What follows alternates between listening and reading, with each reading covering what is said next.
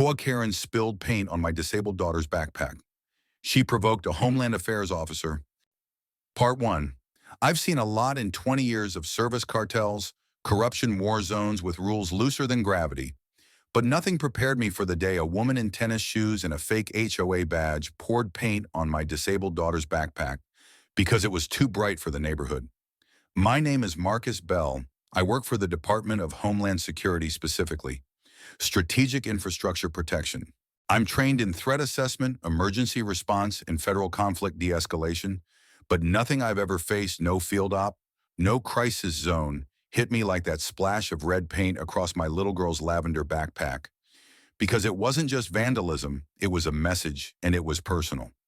We just moved to Clearwater Oaks, a planned community tucked into the hills outside Richmond, Virginia. It looked perfect on paper, quiet gated sidewalks, smooth enough for wheelchair access. My wife Faith fell in love with the community garden. Our daughter Zoe was excited about the tiny library boxes. Zoe is 8, she's smart, sarcastic, and rolls through life like her chair is a rocket ship. After losing mobility in her legs due to a rare genetic condition, she doesn't let much slow her down. She picked her own backpack for this school year lavender with holographic stars and a big patch sewn in the shape of a phoenix. It was her badge of independence. The trouble started on day 3. We were still unpacking when Faith came inside, holding a slip of paper. "It's from the HOA," she said, her voice tight. There, printed in bold Helvetica, was a courtesy warning. Violation, non-neutral personal property. Colors visible from street correction required replace child's backpack with neutral-colored alternative deadline, 48 hours to comply before fine of $50 per day. I read it 3 times, assuming it was a joke. A backpack. We weren't even on the HOA list. The sales office told us Clearwater Oaks had no active board, just a voluntary oversight group managed by a few neighbors. We'd never signed anything. Zoe wheeled into the kitchen grabbing a juice box. "What's wrong?" I knelt beside her. "Nothing you need to worry about, kiddo." But I was already worrying someone had to look at a disabled child's school bag and think, this violates the community aesthetic. The next day I walked her to the bus stop myself. As we waited, a woman in a mint green tracksuit walked by. She slowed, glancing down at Zoe's bag like it was leaking toxic waste. "Still haven't made the correction?" she asked flatly. "Excuse me," I said. She gestured toward the backpack. HOA standards require personal items visible from public view to match neighborhood tones. Beige slate, pewter. I held her gaze. "She's 8. The woman didn't blink. "And the rules apply to everyone." That was the first time I saw the pin. A cheap enamel circle that read, "Clearwater Oversight Enforcement." I filed a report with the city that evening. They confirmed what I'd suspected: no legally registered HOA existed in Clearwater Oaks. What did exist was a civic preservation committee run by an unaffiliated group calling themselves volunteer enforcers.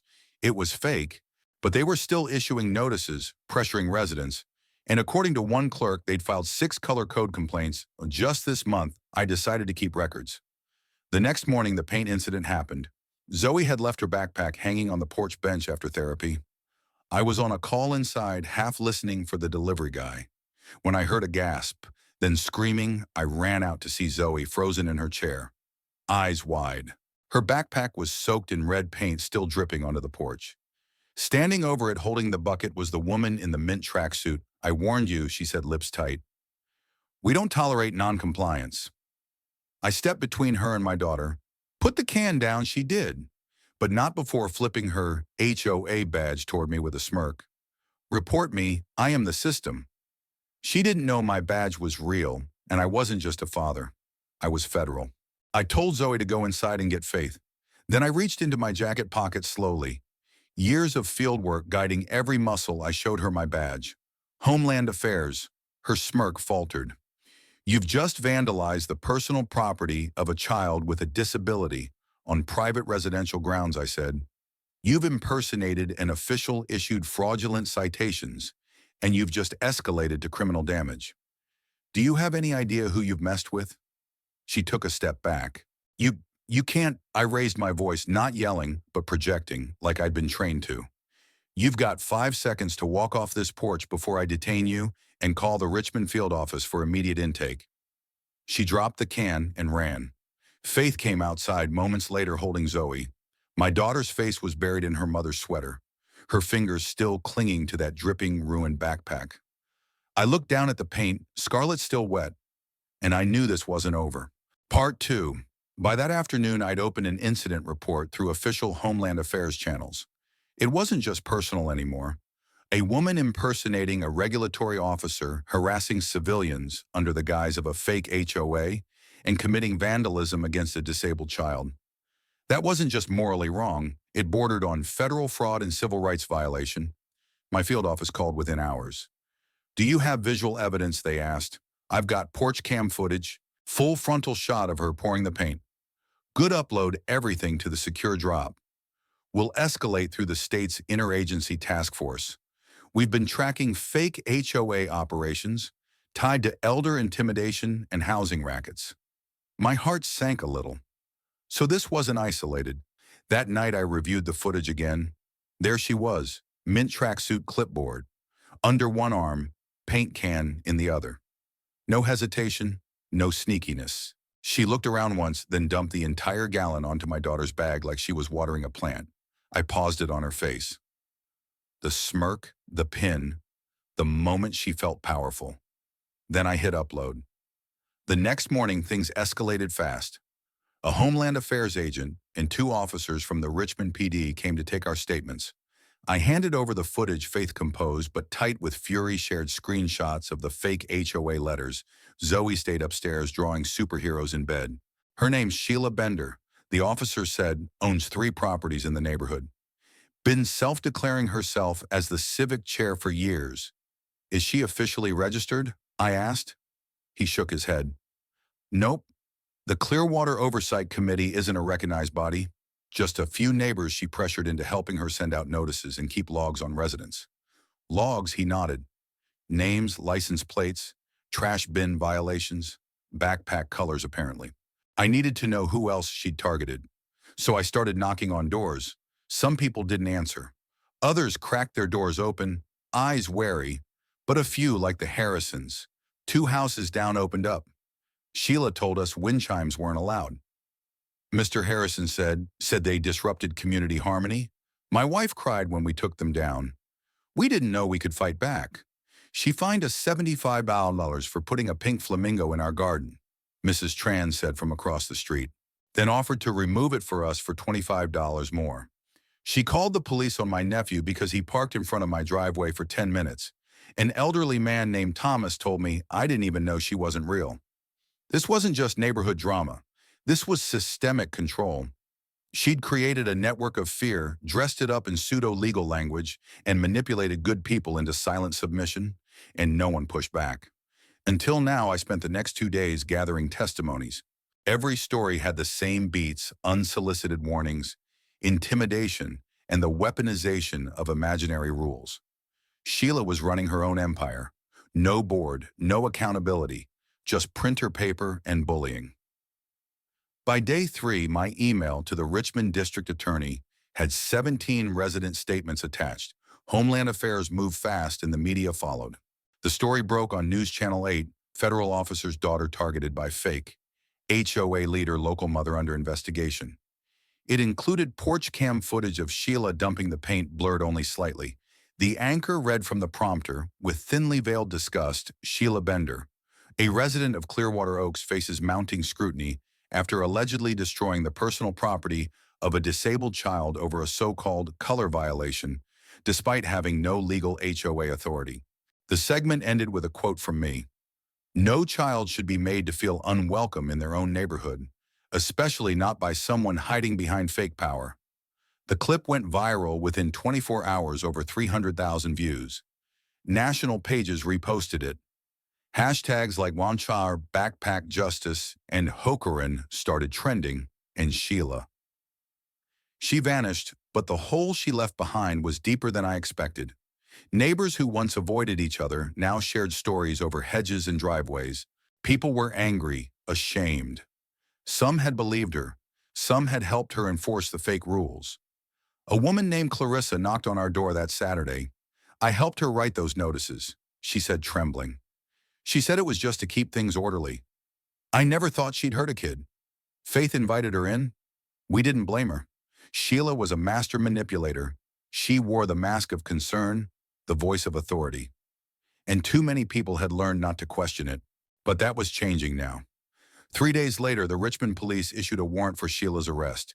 Charges included criminal vandalism, impersonating a public officer, harassment of a disabled minor, conspiracy to defraud, and Homeland Affairs added a federal complaint under Title II of the Americans with Disabilities Act, a civil rights violation for targeting a child with a disability. I was invited to testify when it reached the federal hearing. So I began preparing, not just for the legal battle, but for what came next, because this wasn't just about Zoe's backpack anymore. This was about every child, every elder, every immigrant, every veteran she'd intimidated into silence. And I wasn't just going to expose her, I was going to take her entire fake system apart. Part 3. They arrested her at 7:22 a.m. I watched from my porch, coffee mug in hand, as 2 officers and a federal agent knocked on Sheila Bender's door. The neighborhood was silent, but curtains fluttered. Someone across the street gasped. She opened the door, still wearing her faux-embroidered Clearwater Oversight polo. The agent read the charges clearly and calmly. She didn't speak. She didn't resist.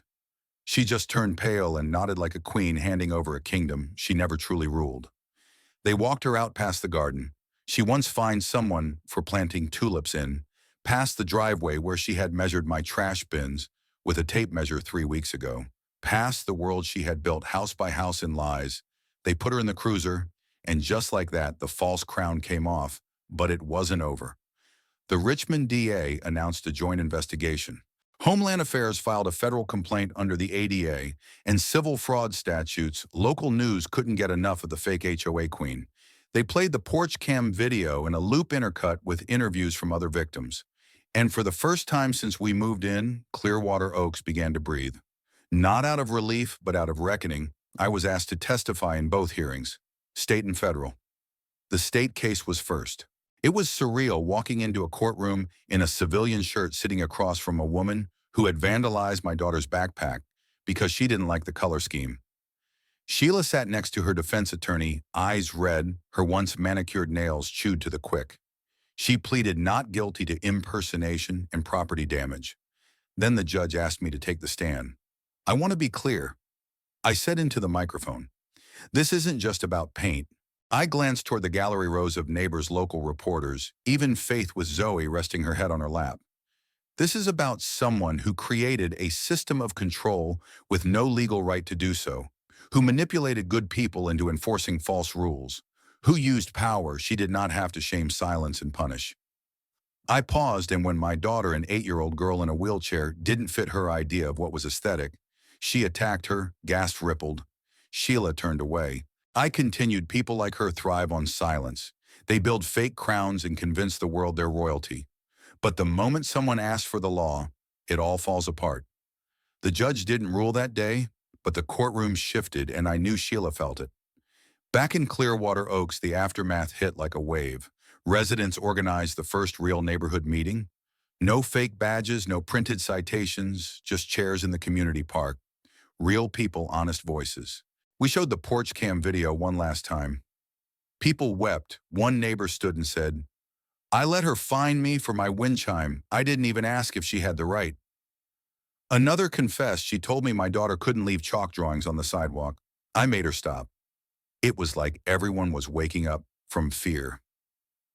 Then came the surprise. A woman named Carla, who lived 3 blocks over, stood up with shaking hands and a file folder. I used to work for Sheila, she said. I helped her draft citations, scan license plates, and monitor violators. She told me it was for neighborhood safety, but she also had a folder. She opened the folder. Inside were printed photos, dozens of them. People's homes, driveways, license plates, even pictures of Zoe. She had targets, Carla said. People she called problem visuals. She said we had to protect property value from incompatibles. She used that word, incompatibles, that changed everything. The Richmond DA added intentional discrimination to her charges. The federal case expanded scope, now including civil liberties violations, with precedent under 80 harassment and housing intimidation laws. Suddenly, this wasn't just neighborhood news. CNN picked it up. They called it the color code, Queen of Suburbia. I didn't care about the headlines, but I cared about the message, that it was no longer acceptable to use fake power to control real people, especially the most vulnerable ones. In the middle of this storm, Zoe surprised me. She came downstairs one evening while I was reviewing documents for testimony. She wheeled into the kitchen and tugged on my shirt. Dad. Yeah, Peanut. Can I get a new backpack? I froze. The old one was cool, but I think I want a red one now. I looked into her eyes, steady, proud, defiant. You sure? She nodded. It'll match the paint. We both laughed. The first real laugh since that awful day. I bought her the brightest, shiniest red backpack I could find, with a golden phoenix on the back. Not because she needed a replacement, but because she'd turned something ugly into something powerful. She'd done what we all had to do, reclaim the stain. Part 4. The morning Zoe wheeled out of our house with that new red backpack, bright, gleaming, radiant. It wasn't just an ordinary day. It was a declaration. Neighbors waved, some clapped. One old man even saluted. We hadn't intended to make a statement, but the moment was impossible to ignore. After all the hearings, articles, and tension, there was something pure and defiant about that red bag glinting in the sun. It said, you don't get to shame me into silence. And everyone saw it. I'd spent the last 2 weeks coordinating with Homeland Affairs, the Richmond ADA office, and the Department of Justice's Civil Rights Division. This case, once small and local, had ballooned into something national. Sheila's trial was set to begin within 30 days, but even before it hit court, ripples were forming. Several former HOA-style oversight groups around the country began dismantling quietly. Some issued public apologies, others deleted websites noticing the attention this case drew. What Sheila had done had awakened something much larger, a public realization that fake authority, especially used to target the disabled or marginalized, was a deeply dangerous thing. And Zoe, without meaning to, had become the face of that resistance. The media wanted interviews. Faith and I hesitated at first, but eventually agreed to one. Good Morning America. They sent a soft-spoken producer and a thoughtful anchor who let Zoe speak on her own terms. I just wanted to go to school, she said calmly, and I liked my backpack. What do you think now after everything that happened? The anchor asked gently. Zoe smiled. I think people who try to scare you with rules that aren't real are scared themselves. We didn't rehearse that. That came straight from her. The interview aired 2 days later. It went viral. I didn't think much of it until the letters started arriving. Not email, physical letters, dozens, then hundreds. From parents with disabled children, from elderly people fined for flower pots, from veterans, single moms, teachers, people across the country who had all faced some version of what we did. Some were handwritten, some typed, some with crayon drawings from kids. One read, Dear Zoe, my daughter's in a wheelchair too. She saw you on TV and now she wants a red backpack just like yours. Thank you for showing her what brave looks like. We hung it on the fridge. In the meantime, Sheila's legal team tried everything. They filed a motion claiming her actions were misguided community service, that she believed her HOA had legal authority, that she'd only poured paint to mark the object for removal. But the footage said otherwise. So did the testimony of Carla, her former assistant, and dozens of neighbors. Then came the worst for her defense, a voice memo found on her personal phone, submitted into evidence by the prosecution. In it, Sheila was recorded bragging, I don't care what rules exist. If I say a pink bike's a hazard, it's a hazard. That backpack garish, I did the community a favor. They'll thank me later. It played during pretrial discovery. Her lawyer reportedly tried to resign the next day. The civil lawsuit advanced alongside the criminal case. Our family, represented by both a federal civil rights attorney and a local advocate for disability justice, filed a suit for damages, emotional distress, property loss, ADA violations, and harassment. Sheila's insurance wouldn't cover her. She had to sell one of her properties to even stay in the fight. And even then she was losing. But amid the chaos, something beautiful was growing. Clearwater. Oaks was healing.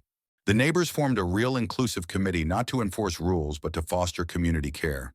No fake violations, no fines, just meetings. Sharing, rebuilding, trust, and they asked Zoe to name the committee. She thought for a moment, then said the red backpack circle. They laughed and then they agreed. It stuck. We unveiled a new bench in the neighborhood park, a safe zone, wheelchair accessible, shaded and quiet, a place for any kid who felt different. On the plaque, "You belong here," always inspired by Zoe Bell. 2025, Zoe wheeled up to it and touched the edge of the wood. "Feels like home," now she whispered. The criminal trial began 1 month later. Sheila Bender, charged with 4 misdemeanors and 3 felonies, entered the courthouse to a crowd of press and public outrage. Protesters outside held signs. "Justice for Zoe, fake power. Real harm, the law isn't a costume."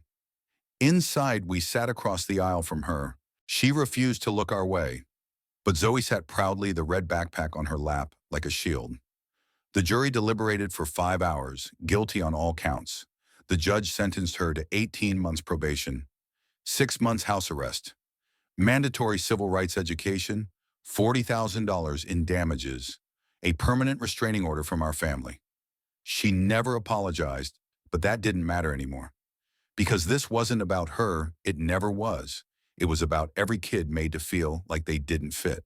Every neighbor scared into silence, every voice quieted by the illusion of authority, and every single person who saw that red paint and said no more. We stood as a community that day, not just to punish a bully, but to remind ourselves that belonging doesn't come from compliance.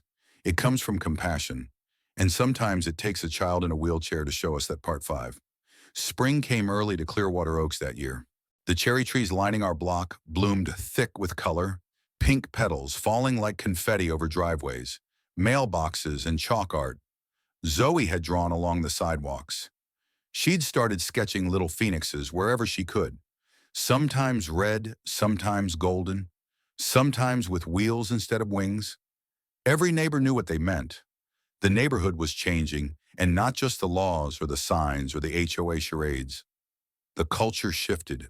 What once was a place where people whispered behind closed blinds was now full of sound, kids laughing, neighbors talking, someone always mowing too early, but no one daring to file a fake complaint about it. Even Sheila's old yard had transformed. After the judgment, she'd sold it. The new owners, a young couple with twins, planted sunflowers where she once enforced low-profile landscaping codes. They painted their shutters teal. And when someone asked if it clashed, the husband just grinned and said, "Good." On the 1-year anniversary of the paint incident, we held a community event at the park. We didn't call it a memorial, we called it the Color Day. Kids wore their brightest backpacks. Parents brought lawn chairs and casserole. There were no speeches, no rules, just presence. But then Zoe asked if she could say something. Faith looked at me. I nodded. Zoe wheeled to the front of the picnic tables, her now iconic red backpack glinting in the afternoon sun. "I used to think grown-ups had all the power," she said, "and that if someone told you a rule, you had to listen." She paused, looking around. But sometimes grown-ups make rules because they're afraid or mean or wrong. And if nobody says anything, those rules get bigger and louder and everyone forgets they're fake. The crowd was dead silent, but we didn't forget, she said. We remembered what was right. And now we have sunflowers and teal shutters and my backpack, and nobody makes you feel small here anymore. Everyone applauded and a few cried. The red backpack law, as it came to be known, informally passed 6 months later. It was a statewide amendment introduced by a Richmond senator who had watched our case unfold. The law made it illegal for any organization, group, or individual to issue citations, fines, or appearance-based restrictions under a non-registered HOA or civic body, especially toward minors or persons with disabilities.